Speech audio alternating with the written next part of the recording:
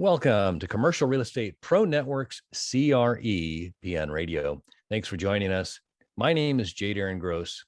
This is the podcast focused on commercial real estate investment and risk management strategies. Weekly, we have conversations with commercial real estate investors and professionals who provide their experience and insight to help you grow your real estate portfolio. Today, my guest is Peter Badger. Peter is an entrepreneur investor who has been successfully investing in ag development projects since 2016. And he recently joined Farmfolio's executive team as the chief strategy officer. And in just a minute, we're going to speak with Peter about the value of owning farmland. But first, a quick reminder, if you like our show, CRE PN Radio, there are a couple things you can help us, or you can do to help us out. You can like, share, and subscribe. And as always, we encourage you to leave a comment. We'd love to hear from our listeners. Also, if you'd like to see how handsome our guests are, be sure to check out our YouTube channel. And you can find us on YouTube at Commercial Real Estate Pro Network. And while you're there, please subscribe. With that, I want to welcome my guest, Peter. Welcome to CRE PN Radio. Thanks, Darren. Happy to be here. Well, I'm looking forward to our conversation today. Before we get started, if you could take just a minute and share with the listeners a little bit about your background. Yeah, briefly. I mean, we're all a part of our journey in life. So I was a tech guy on Wall Street for 18 years, worked for the major investment banks, Morgan Stanley, Merrill Lynch, Credit Suisse, Barclays, and then dovetailed that into a career in Silicon Valley. I did my own tech company in the enterprise software space, went through an 8-year crazy startup journey, Series A, Series B, and finally got acquired by Citrix Systems. So I think that's really my corporate career. And I've basically spent that time since 2014 investing full time, mostly in multifamily real estate, hospitality, and now heavily into farming. Got it. Well, I'm definitely curious about the farmland. It's an asset class that I've covered vacant land, and I've covered like parcels that people, buy that are, kind of stray that nobody claims or wants or whatever, and they end up selling them, that kind of thing, but not specifically farmland. And kind of my curiosity, my background, I grew up in Kansas. Both of my grandparents were farmers. And one of my favorite things to do as a child was to do laps in the field with my grandpa on the fender of his Massey Ferguson, in the field there, kind of thing. And I've since, my parents have, or my grandparents passed away, and my parents inherited, parts of that. And so I've seen kind of the farmland from as a landlord side, but I'm kind of curious to hear a little bit more on how the inner workings are and what drew you to farmland. Yeah, so I think it's worth talking about asset classes in general, because I'm kind of a business model jockey, as I'm trying to work out what's the best business model for low friction, high scale, and therefore high income. And I jumped into real estate. We've all owned a single family rental in our past. That's where people generally start. I sold the company in 2014. I was okay. I don't want to put it in the stock market because I lost my shirt in both 2001 dot-com bust and 2008 financial crisis. So as I kind of went to all my CXO peers in Silicon Valley, I'm like, listen, what do you do with your money once you've earned a decent amount? And they said, honestly, most people make their money from private and public company stock, and then they put it into hard assets like real estate. And that's the general picture I got. So of course I went on this crazy real estate journey. I bought 24 single family homes over 18 months. To the friction of the business model, I realized that, they're across Pennsylvania, Texas, Florida. I had 6 property managers, all turnkey rentals managing, I was in California, they're out of state.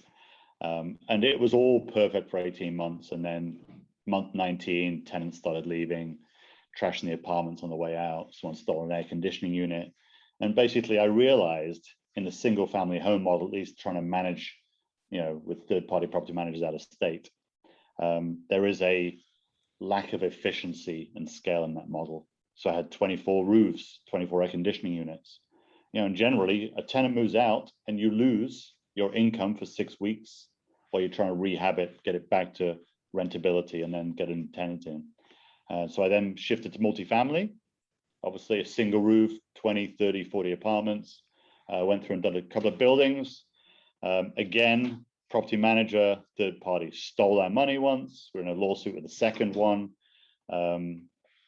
Hit by Irma, we had a 12 unit in Tampa, Florida. Insurance companies, no offense, are a bit tricky. So of course, when Irma hit, the storm came in, the storm receded, the water came back in the next day, and they claimed it wasn't the storm that caused the damage.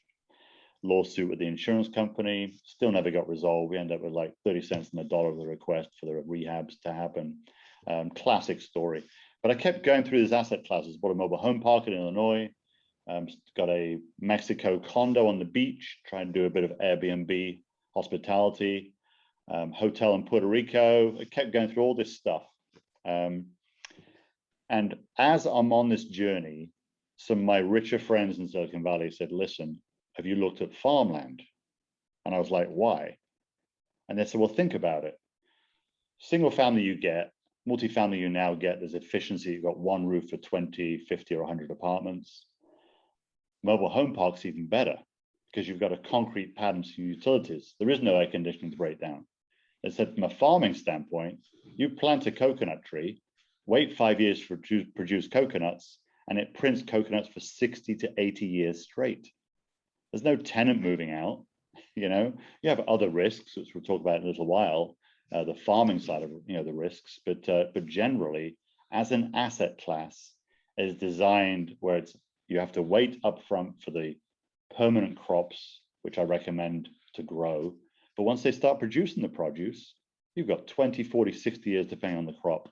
And you not only have income during your lifetime, but it is passed down to your future generation. And so I actually chatted to a very senior wealth management person in San Francisco about 3-4 years ago. And he actually told me that the high net worth individuals, especially in Silicon Valley, own between 14 and 22% of their portfolio or their assets is actually in agriculture, land or farmland generally. And I think we've seen that bear out in the statistics, Darren. I mean, there's been all these articles about Bill Gates, biggest farmland owner in America type stuff. So, in reality, it is true. Farmland is a bellwether asset class. And honestly, it's not correlated also. So you kind of think about the intergenerational legacy wealth building angle, but it also is not correlated to housing markets, to the stock market, to anything else. People got to eat food. If you get the right crop and the right location being sold to the right wholesale retail customer, that doesn't stop when the economy tanks.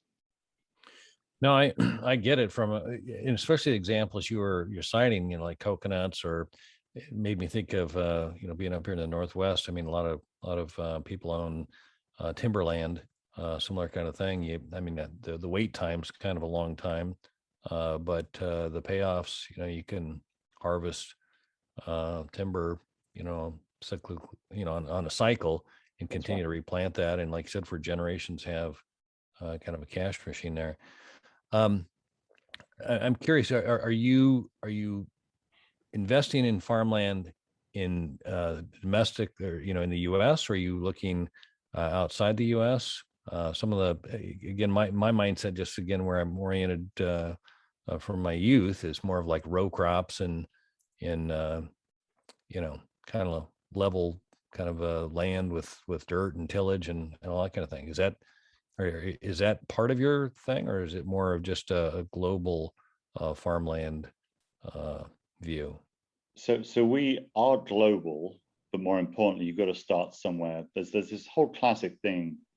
I know people, for instance, in the single family home space, you either decide to have properties in different markets to diversify, or you have all your properties in one market or very, subsector of the market that and you watch it very closely. There's these two theories. We actually have ended up concentrating most of our farmland development in Latin America. And the reason for this is a multitude of reasons. Number one is the cost. If you look at US farmland today, not only is the land double or triple Latin America, but the labor is 6 to 10x more expensive. And so I think one of the keys to farmland investing for me personally is that we have our assets in the US, real estate, mostly multifamily apartment buildings. That's for cash flow and appreciation. But for diversification, we do farmland overseas, not only because it's a better product, which we'll talk about in a second, but more importantly, it gives you diversification outside of the US, which you just can't get the returns in US farmland, will be my argument today. I'd love someone to show me a farm that is making, double-digit returns from a US perspective.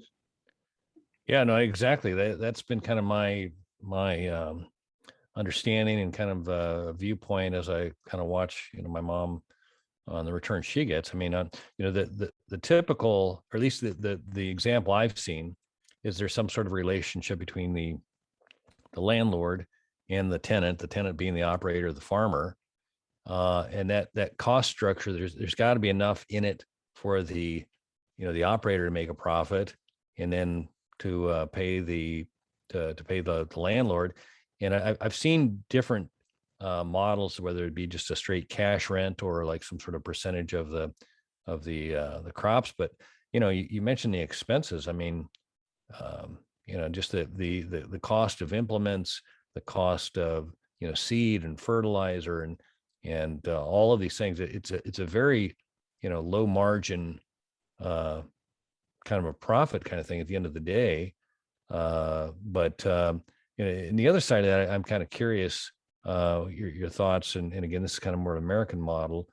You've got a lot of the government programs and stuff that enter into this, and insurance and that. When you're looking outside of the U.S. and, like I said, Latin America, what are the incomes and what are the expenses? I mean, you mentioned labor certainly is a lower cost there, and obviously the acquisition point being lower. But can you kind of let's give an example. I mean, labor is an easy one to knock off in a single sentence.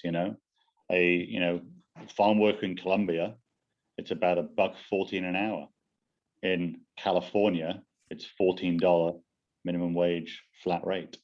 So it's multiples. When you've got a 10x plus on labor alone, that's why you understand why it's difficult to make profit in US farmland. I'll never say never. We still look continually for farms and opportunities globally, actually. But I think the sweet spot we've worked out, Darren, is from an arbitrage standpoint, is to find the best produce and crops in lower cost locations, then export them from that location back to North America and Europe for the highest premium price in the supermarkets.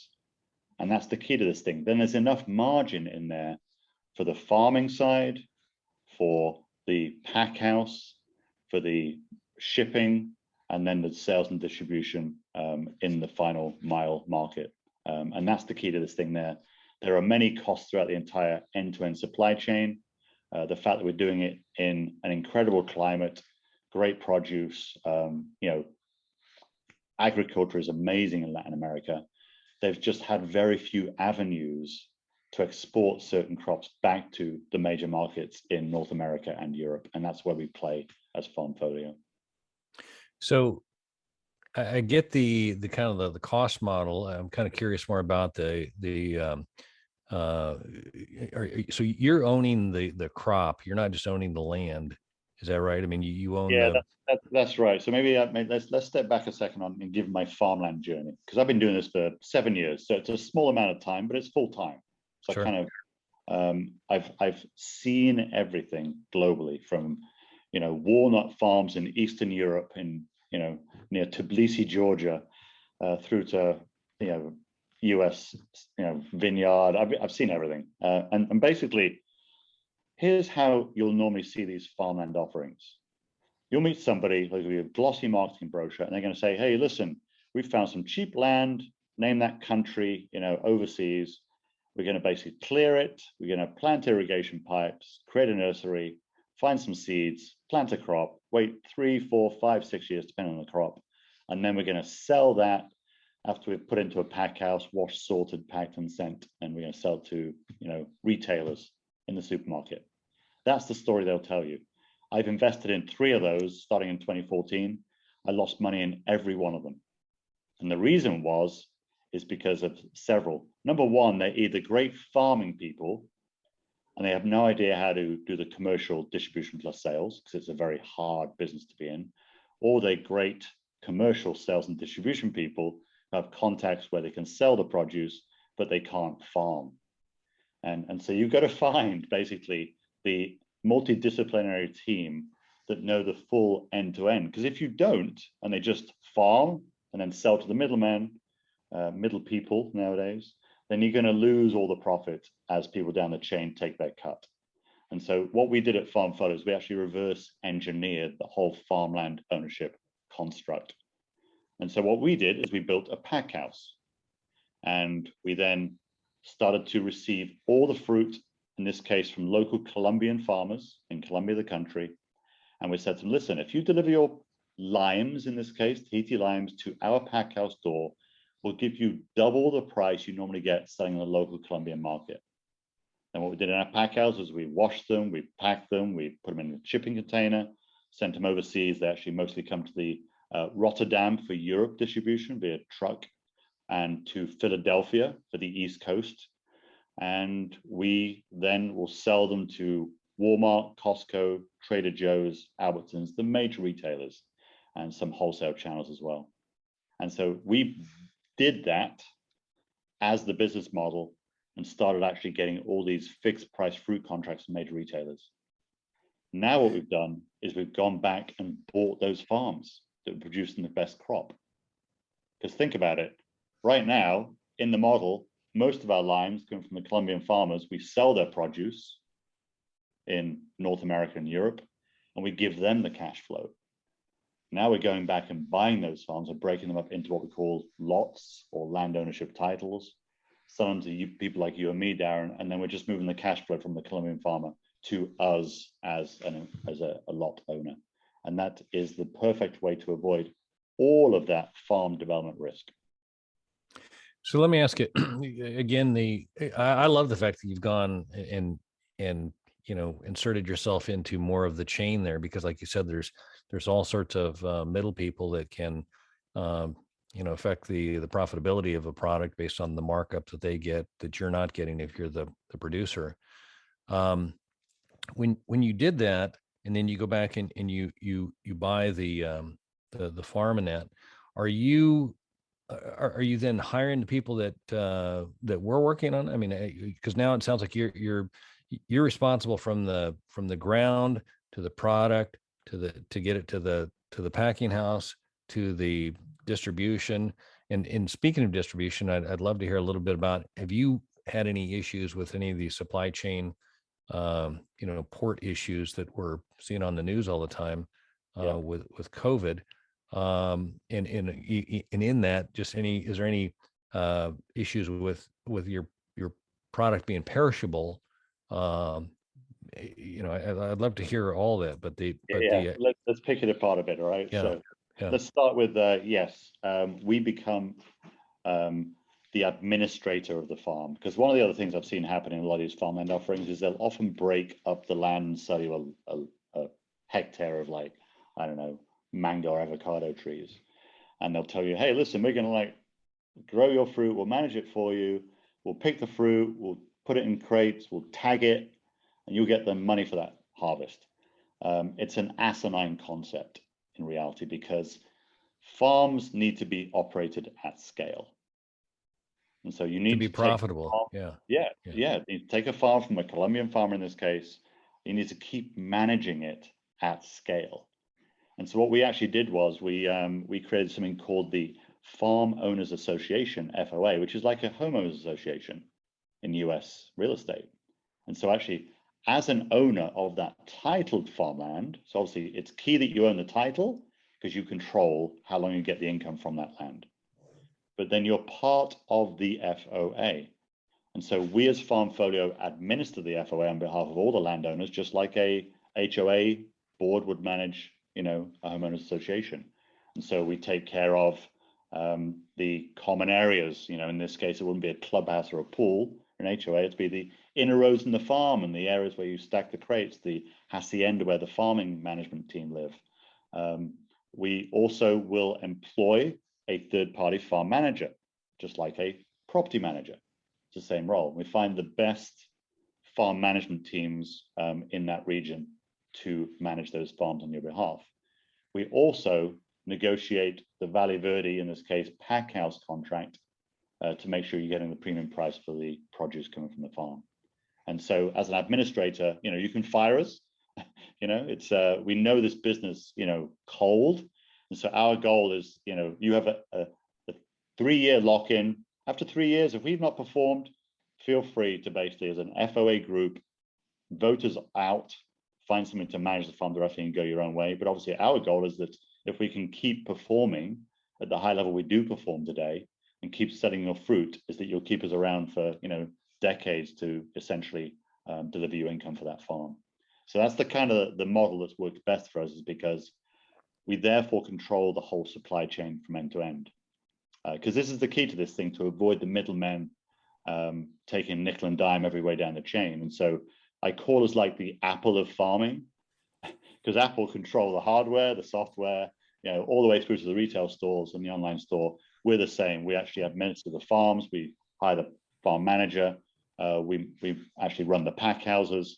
And then we have a very strong sales and distribution team in the US and Europe who are responsible for actually getting those fixed price fruit contracts from the big major retailers. Got it. I got 2 questions that come to mind that are kind of omnipresent with farmers, or not omnipresent, but certainly would be in your situation. So one of the big issues with farming historically is just the weather. You've got whether it be in your case, whether the temperatures, I can't imagine there being a freeze, but in Portland, Oregon last year we had 115 degree temperatures. I wouldn't have thought that to be the case either. So weather, and the other thing is, now that you're not operating domestically, you're outside of the U.S. borders, governmental issues. I know, like in some countries, land ownership laws, et cetera, are different. And I'd love to hear your a little bit of what issues there are and how you address those, both the weather and the government. Yeah, I'm going to show you some data because I think it's really critical. All right. My preamble is that I'm a tech guy, I'm a data and process guy. I will never now, I will never enter into any kind of ownership or investment opportunity without doing detailed due diligence around data. I've got my own process for different asset classes, and I see people make a mistake. I mean, you're on a commercial real estate space right now. A number of people I've actually met, and I was like this earlier, you trust somebody and a marketing brochure rather than doing the detailed due diligence yourself. That's where people lose money over and over again.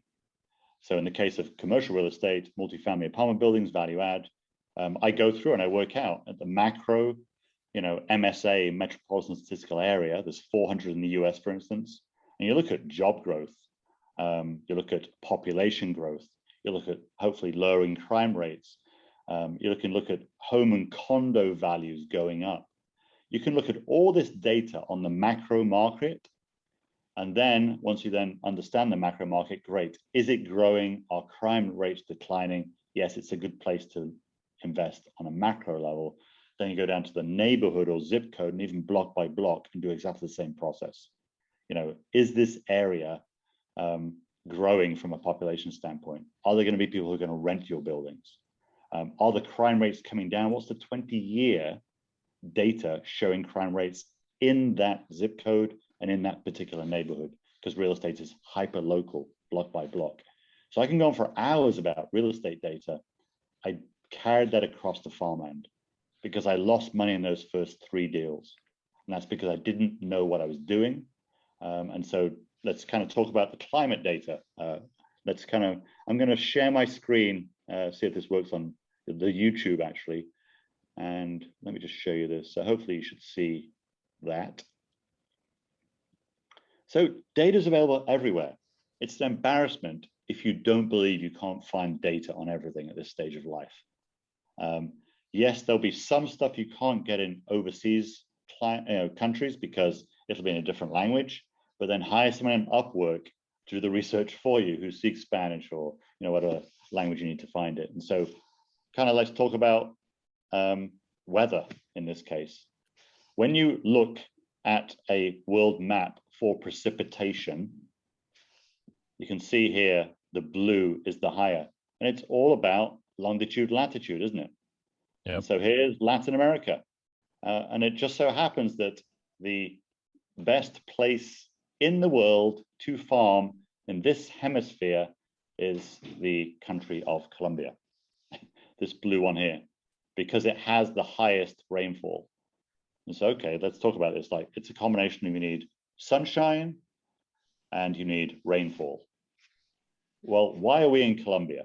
Why has Farmfolio got a massive beachhead? Why are we producing? And by the way, Walmart did a grading of all their farm produce in lime space in the past 12 months, and we were #1. We had the best quality, best brick. I mean, they do certain measurements, the best green, no spotting. I mean, we have some of the best produce in the world, and it's because of these factors. It's the soil, altitude, sunshine, plus rainfall. And so I'll give an example. Most of our farms, and the one we're right now, is near Armenia. And here's some data. This is just to timeanddate.com. How much sunshine is there and how much precipitation is there? And look at this. We have constant sunshine all year round, and we have rain all year round. There is not a dry season in this region. These farms also, it's very mountainous. And this farm we're offering right now, La Frontera, is 1,100 meters in altitude. And so what you actually have is the best of all worlds. It's sunny in the mornings, and mid to late afternoon, the clouds sweep over and dump rain on the crop. And this is why we have the best produce in the world. And this is why Walmart are grading as #1 across all their crop lime deliveries. That temperature band there's pretty tight, from a low coldest month 73 degrees average, hottest month 74 degree average. I mean, that's it's incredible, Darren. Look at it. Yeah. The data doesn't lie. Yeah. All right, let's take an example. All right, where's the biggest farming region in the US? Where is 40% of the produce that we eat in this country coming from? I would assume California or Florida or California, San Joaquin Valley. Oh. Okay, let's go across and check it out. Here's the San Joaquin Valley, I won't go into detail, but you can go down this whole tract of land here. It's huge. And just pick any location on this map and bring up the weather. So I would like you to know that this is Fresno, middle of the valley, and look at the rainfall. In this case, they have annual precipitation of 4 inches of rain per year. Pretty dry. In our farms in Armenia, we have 118 inches. Now, tell me why you wouldn't invest in agriculture in California right now. That's why water rights matter. I have people come to me all the time, to Farmfolio and say, hey, Peter, I'd like to buy some, some of your farm. What's the water rights situation? And I laugh because we don't have to worry about it. We actually don't have to irrigate these farms because we have water all 12 months of the year. Whereas actually water rights are incredibly bureaucratic, regulated, and messed up in places like California and across the states, but reasons you understand. Yeah, no, and it basically created an artificial market. I mean, it wasn't farmable before you had very little production compared to having all the dams and that to provide the irrigation. So anyway, have a process, have data, make sure you do due diligence. So like I did, if you're going to buy a walnut farm in Tbilisi, Georgia, find someone locally who speaks the language, which I obviously don't, and have them pull the data up for those regions, understand this basic stuff. Your climate data around soil, weather, altitude, and water is the same as rents, population growth, job growth, crime rates declining, etc. We have a parallel in every asset class, whether you're in self-storage, mobile home parks, this data is all available. Don't be a fool and trust a glossy marketing brochure. No, that's pretty succinct right there. And like you said, data, those are the facts. Yeah, you can't run from that. All right.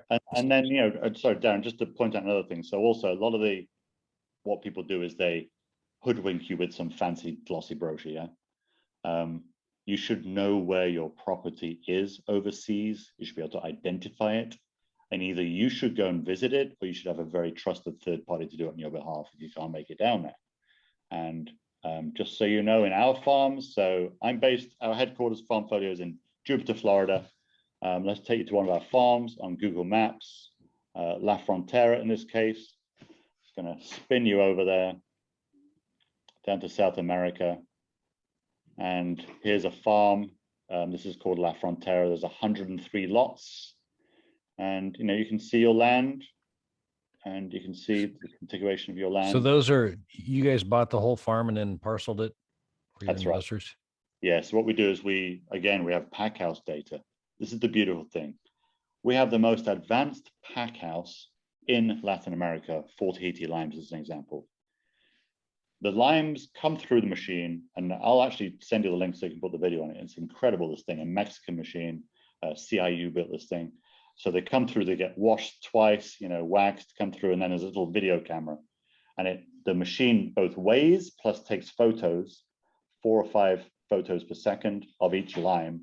And it comes out the end. Then it spits it out based upon diameter, color, quality. And basically all the highest quality limes are spat out into one side of the machine for export.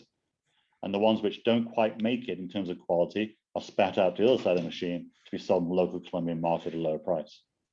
And so as you start to see tons and tons and tons of fruit 24 hours a day coming through a pack house machine, we started to see the data on which were the best farms.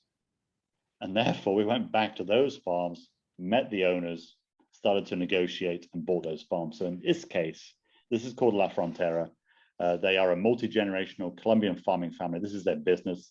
They've got like a dozen farms. We've only purchased one of them. And basically, they have 80% of their fruit is high quality enough to be exported across to Walmart, Trader Joe's, etc. And so I can't remember the question you asked, but it's all about the data. Yes, we bought this farm because it had the highest export quality fruit. Walmart are buying the fruit today. You can find it in Walmart on the eastern seaboard, Virginia, North Carolina on down. And yeah, this farm was broken up into 103 parcels or lots, and you can buy a lot for $32,000. And on a 10-year range, you can make between 12 and 20% based upon the produce being sold now. You said, what was it, 12 and 22%? Yeah, because our farms are all very different. We have different ages of trees, different locations, but generally it depends on the tree age as to when the income comes. So in this case, we have 22,542 Tahiti lime trees. Some were planted and are 4 years old at the top of the farm. The fruit is right now harvesting, going to Walmart and through a pack house and going to Rotterdam. Some of the lower portions are just newly planted. So I like to call this it's like a multifamily value add project. You've already got the high-end rehab departments being rented out at the top dollar. You've now got a bunch of stuff you can still rehab. In this case, they're young trees. So we know the climate works, the sunshine works, the water works. We know that the quality is there in terms of the farm management and the team. Therefore, we're just waiting for all 22,542 trees to come up to their premium years, years 6 and 7, which they actually harvest between 140 and 160 kilograms of Tahiti limes per tree per year. And so you can get in early, and over the next 3, 4, 5, 6 years, you'll see the appreciation or the NOI net operating income, of this farm really supercharge itself to get you into those high double-digit returns. And that's what we do from a farmland ownership standpoint. So on the age of the trees, I guess this is a question I hadn't thought to ask. I mean, most often I think of trees as something that they grow and grow and grow. Fruit trees, I know you've got to be a little bit more, just a little bit more labor intensive to keep them pruned properly so they continue to produce fruit and stuff. But is there a point where you rip them out and you have to put new trees in? Okay, so what is a life expectancy? What was that? Mortality is the term. All right. So trees are like human beings. As they get older, their production declines. They don't just die one day. There's no pre-existing condition type stuff happening. But so what you can expect in the case of so it all depends on the hybrid as well. Sure. So a coconut tree hybrids go from 40 to 80 years.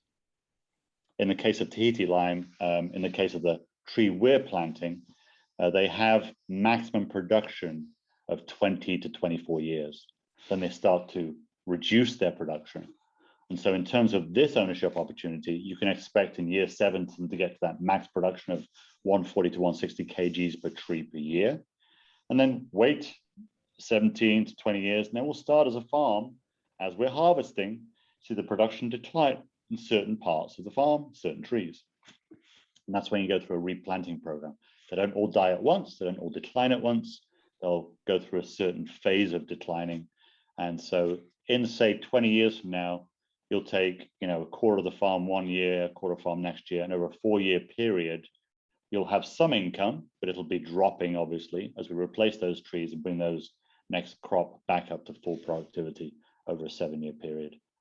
That's the way you should think about mortality for these products in Tahiti lime. Well, and just as a capital improvement project, replanting, can you give me some sort of sense of cost? I mean, if I got 32,000, is that first of all, how large of a plot is that? Does the 30, what do you have these divided into? Yes, this is probably 65, 68 hectares, I think it is. Okay. You got some trees, some areas that can't be planted. So what you do is you basically, the original owner took their land, they started planting everywhere they could. You have to have reservoir occasion in the middle. There's some, hacienda, there's inner rows to make sure you can harvest and pick the produce. But overall, they'll plant it. By year 3, you're seeing whether there's mortality in certain areas of the farm. In the case of this farm, there's a 3% mortality rate across the whole farm by year 3. And so when you think about that, why did the 3% of the trees die? Well, it's maybe a bit too rocky, the roots didn't take. Maybe the steepness, maybe there's just on the edge of the farm where, it's shaded from, whatever reasons. Farming's variable, yeah. And so then you have a choice. You then start to replant those or not and see if they take a second time. But generally, you've got your general number of trees at that point. So in the case of this farm, we know the flavor of it at this point. And now it's a question of letting that just, grow and grow and grow and grow. Occasionally, you'll still get mortality trees dying throughout the years, and you just replace them. It's $2 to $3 for a seed, maybe $10 to $15 with the labor total to replant a tree. Very much a very low cost to keep that at its full. So you said seed, so you're starting these from a seedling then? Is that how Yeah, so you need to buy the seeds from somebody and create a nursery, or you need to find a nursery who's already got the seeds and got them into saplings. Okay, so that you're not just like planting a seed and waiting for it to grow. You're starting with just a juvenile tree or some sort of little planting or sapling or whatever that you. So in the case of our capability, we are at such scale right now that we have our own nurseries. Okay. In these regions. So you really are from seed to consumer almost, or at least to retailer. That's pretty impressive. Absolutely. That's why we're the apple of farming. Yeah. And the key for us, by the way, is that from my perspective, I was looking for a consistent and reliable farmland ownership investment myself. I only joined the company in May this year, 3-4 months back. I was investing in every project there since 2015. And it's impressive, just the model. I mean, again, taking control of the middle If you look at it, it's very similar to if you look at some of the corporate farming models in the U.S. I mean, I think a lot of like your livestock production, whether it be Tyson chicken or I don't know what the hog, the farm, whatever. But I mean, they basically it's the plant. Then they have all the farmers bring the the product to the plant. And something I learned even in the COVID was that like with the pigs, I mean, all the machines were a certain size, and that if the pigs were at a certain day, a certain age, that's when they had to be slaughtered. Otherwise, they didn't fit in the machinery. So I mean, it does make sense again on the scale side of things what you've accomplished here and what you guys are doing with the product. I mean, and it's genius in the fact that now that once you had the place where people were bringing the product, you were able to identify the best producing farms and go buy that, as opposed to, like you say, not having the data and reading the brochure and ended up with a rocky soil or something didn't Yeah. produce. That's great. And let's take another, area of due diligence, like normally for real estate property manager. So in this case, how do you get the best farm management teams?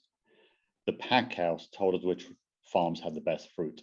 As we started to analyze which farm management teams were actually managing these farms, we found this company called JRD in this region, at least.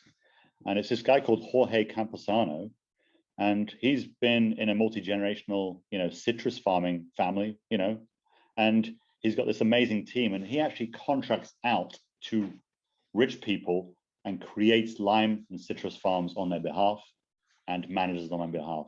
So he is now our main partner in this region because he does such a fantastic job. So again, we had to extrapolate back from the pack house data, quality of the fruit, to work out who the best farming families were, and Jorge and his team were the winners. So again, follow the data.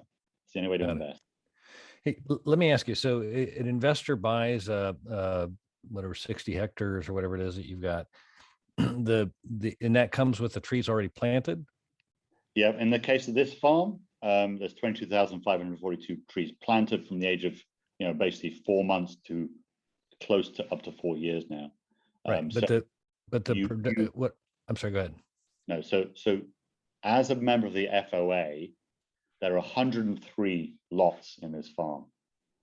Because it's variable, because we're managing at scale and growing at efficiency, you actually, for your land ownership, have 1/103rd of the income minus 1/103rd of the expenses. And so it's across the whole farm. It's not just okay. I would say that would make a lot more sense than having one parcel. Because think about it, farming is variable. You may have 227 trees, your neighbor might have like 204. Right. But the key is that it doesn't work unless you're farming as a collective group. Get a blended rate there. So as far as I mean, are there ever any kind of capital calls? I mean, as far as having to, replenish the trees, or is that just basically built into the model as a reserve to where knowing that you've got an ongoing expense to have to replace these trees, and that's already factored in those rates of return? Yeah. So the simple answer is we obviously buy the lot itself or multiple lots. People buy 3, 5, 10, depends on what number of, the monthly passive income number they're looking for. We then will take, depending on the month of the year we buy the farm, we will then take some prepaid farm management expenses. Because if we buy the farm on April the 1st, we're going to operate it through to January when you get your first payment. And we pay every 6 months that net income amount, total income from the pack house minus the expenses for the actual farming itself. So in the case of that, you'll pay for the lot plus prepay those first 9 months of farm management expenses, and then you just cycle forward on a 6-month basis. It is all built into the model over the decades, such that the profit from the fruit sales should cover the 3 to 4 year replanting schedule 20 years from now. And really the goal is that you just receive a net income check every 6 months from your titled farmland. Got it. A couple of questions here. So in more of a or a different asset class where there's structures and that, I mean, lending is a big thing. Leverage is a big thing in order to produce a positive return.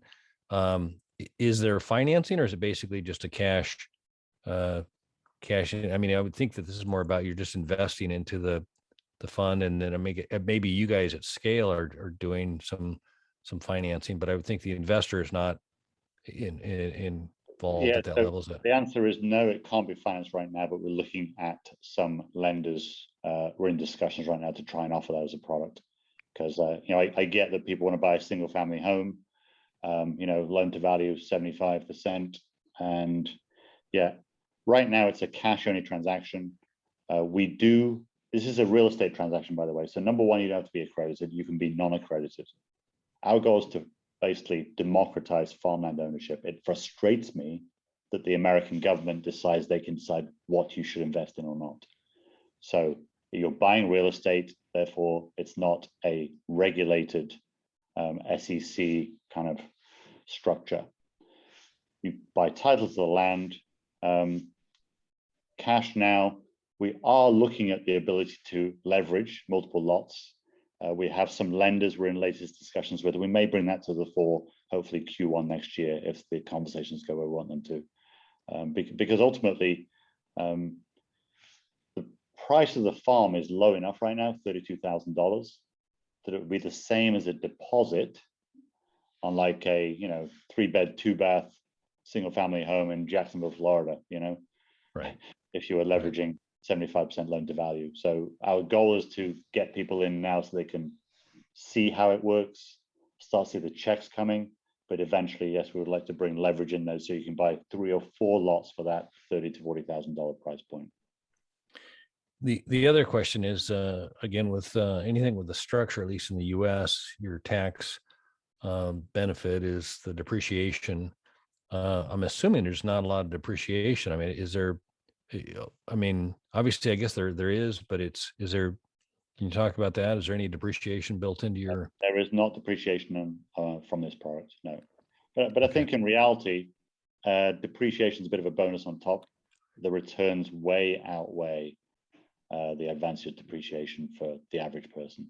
So, Right. No, I just doing a kind of a side by side asset class comparison kind of thing. So, no, that's impressive. So the one thing that I mentioned, and I'm just kind of curious if you can speak a little bit about government issues. Is there any kind of governmental concerns? I mean, Colombia is different different country. There's I know that different countries are more I don't know if you want to say secure or yeah. just stable.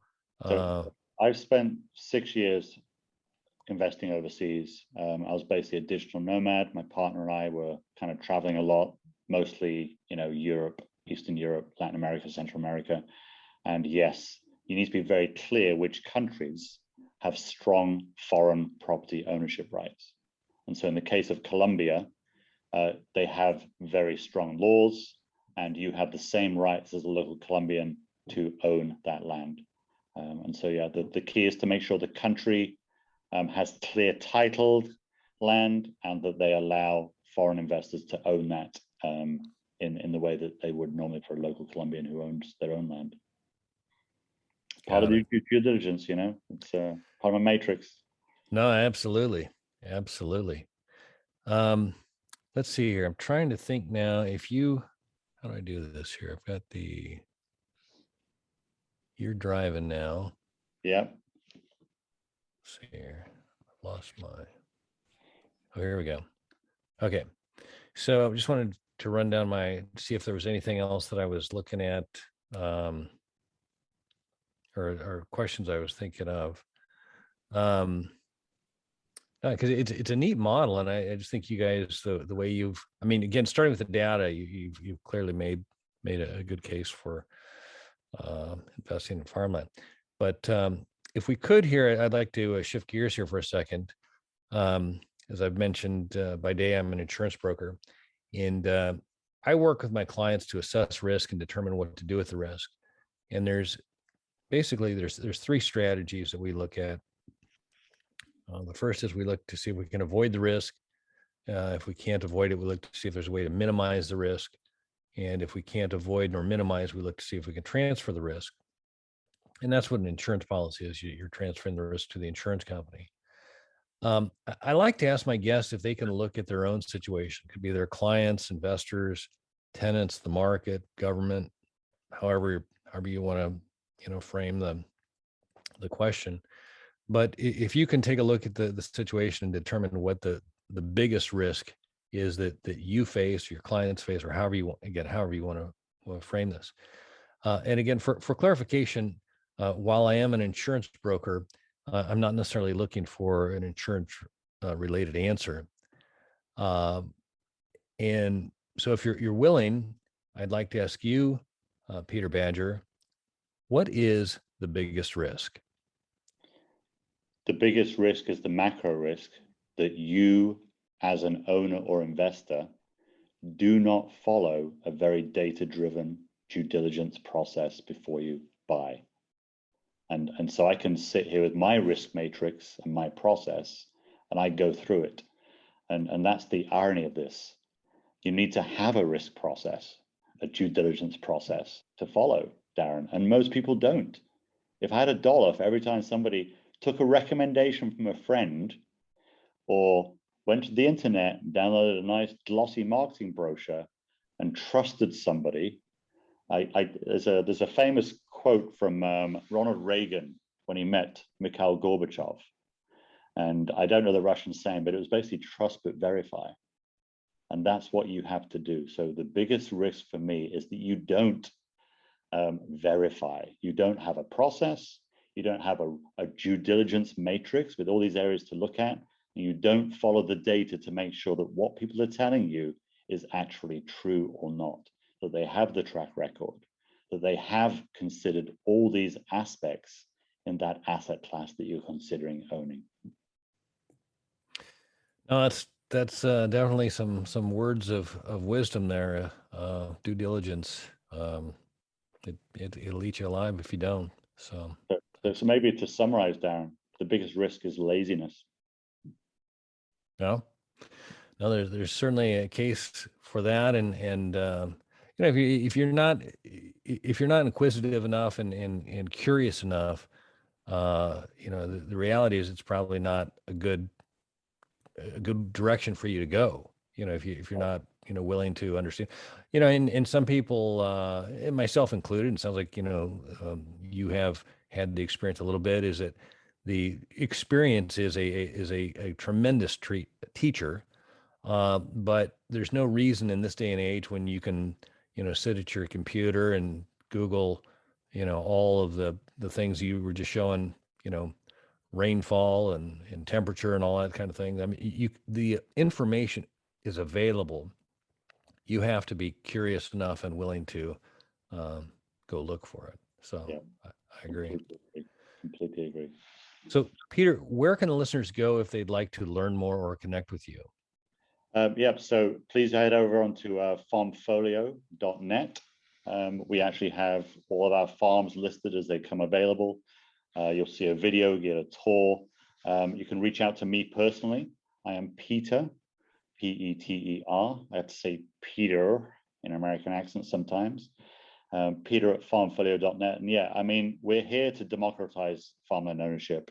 If you're interested in the asset class, come to us. We can send you some articles to educate you. We can send you some data sources to help you do your own due diligence. And more importantly, we can introduce you to some amazing farmland ownership opportunities, which are passive in nature, consistent income, strong appreciation as they grow to their full fruit production. And more importantly, they are not cyclical or correlated with the public stock markets or real estate. This is a true way to diversify. And I would love you all to have a Farmfolio alongside your portfolio. Awesome. Well, Peter, I can't say thanks enough for taking the time to talk. I've enjoyed it and I've learned a lot. I look forward to doing it again soon.